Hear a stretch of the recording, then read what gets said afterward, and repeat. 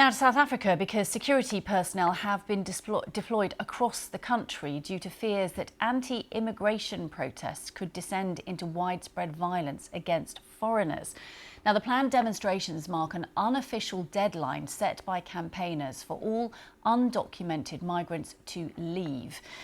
This morning's newspapers from across the country reflect the tensions there. The Sowetans headline, "Nation on a Knife Edge." And the headline in the Citizen newspaper, "South Africa holds its breath." Well, we'll hear live from BBC correspondents in a moment. But first, Nomsa Maseko reports from Durban, where police say they are ready for any possible disruption. We are currently in Durban at the drive-in just opposite North Beach, where thousands of Malawians have been camping for the last 2 weeks. They were threatened with violence in their homes. That's what they have been telling us. And that is why they say they decided to come to this area, because for them it was safer and that to ensure that they will not be attacked. The priority for all of these people who've gathered here is to leave South Africa by the 30th of June because of that unofficial deadline by protest organizers.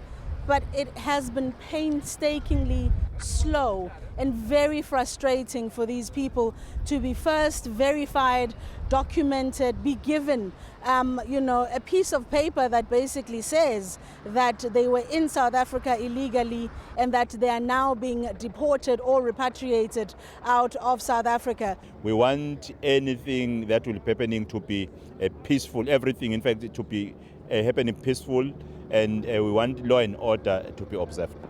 This piece of paper here is these people's tickets to safety, for them to be able to leave the country before the mass protests that are planned for Tuesday.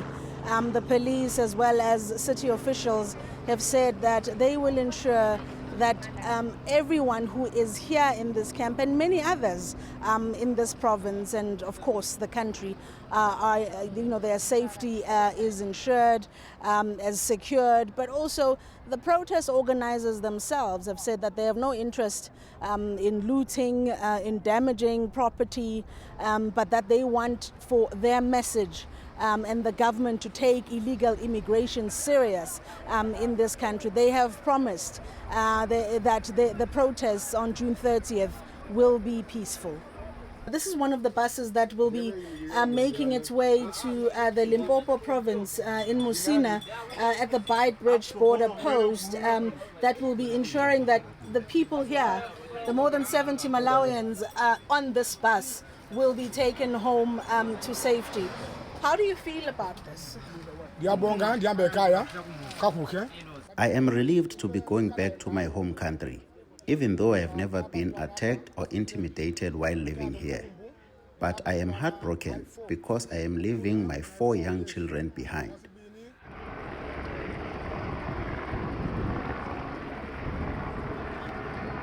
That demonstrates the high visibility of police officers that have been deployed here in KwaZulu-Natal. This province has been identified as one of a possible hotspot where demonstrations can turn violent. But there are many other thousands of police officers who have been deployed to this province, as well as the Gauteng province, because it's also been identified as a hotspot.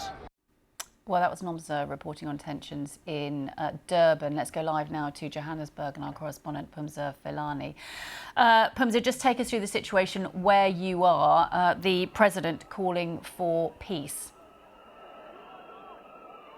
Yes, we are in the Johannesburg city centre at the starting point of one of the 3 main protests here in Gauteng province. Crowds are starting to gather. We've been here for about 2 hours and people are slowly trickling in. Some of them live within the city centre itself and are walking from their homes to meet at this gathering point.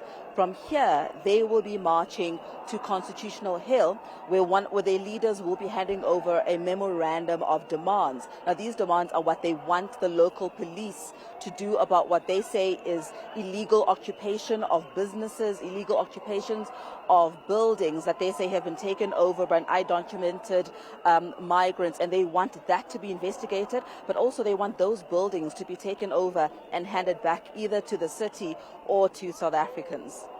And Pumza, just give us a sense of the atmosphere there. We've been hearing about tensions. Presumably there's a large security operation going on where you are.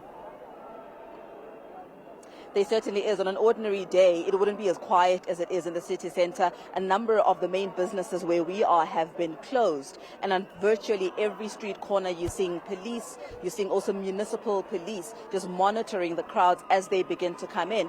One of the big directives that have been given to protesters is not to carry any weapons. And this includes what could be termed traditional weapons. So wooden clubs, sticks, that sort of thing.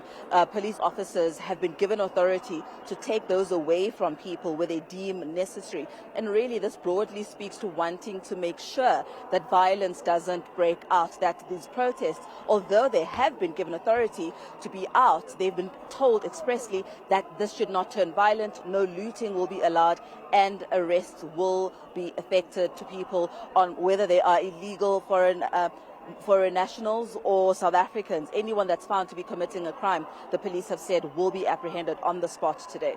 OK, Pumza Valani in Joburg, thank you for that update. Let's stick with this and let's speak to Ongama Mchinka, the Acting Director of the Raymond Mhlaba Centre for Governance and Leadership at Nelson Mandela University, also a lecturer in the Department of History and Political Studies. Hello to you. Thank you for talking to us on BBC News. Could you just explain the background, where the protests are coming from in this issue over undocumented migrants in South Africa? So there has always been a reliance in South African industries on droves of foreign workers coming from the rural hinterland in South Africa and the wider region all the way to Malawi. In fact, the very basis of the South African economy has been a mass supply of cheap and vulnerable workers, mostly black, from the wider continent.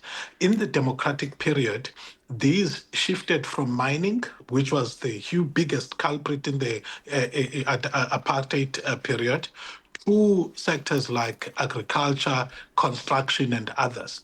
I must say that even though anecdotal evidence, that is what people experience as they work in farms and live in communities where there are concentrations of illegal immigrants, the data from Statistics South Africa and other research agencies does not correspond with the deeply entrenched perceptions that the scale of illegal immigration and their consequences on people's jobs and public infrastructure are anything close to what the perceptions from anecdotal evidence suggest.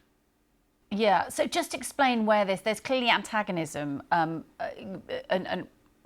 particularly worries over this spreading onto the street today with these anti-immigration protests. Where has that antagonism between the two groups come from? The reality of the matter is that South Africa as an economy doesn't work for everybody. We've got 10 million strong young people who are neither in employment, education, or training.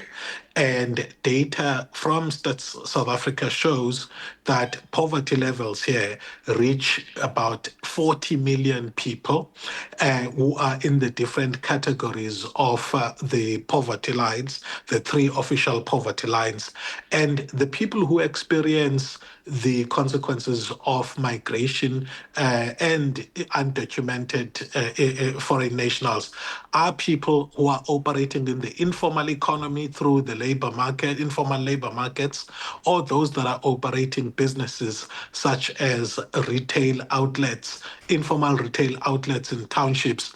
And they make it seem as though, the informal traders are taking jobs from locals. That's why there's a disproportionate feeling in terms of, the scale of illegal immigration and its consequences among people in the lower classes and in poverty-stricken areas compared to their middle-class counterparts.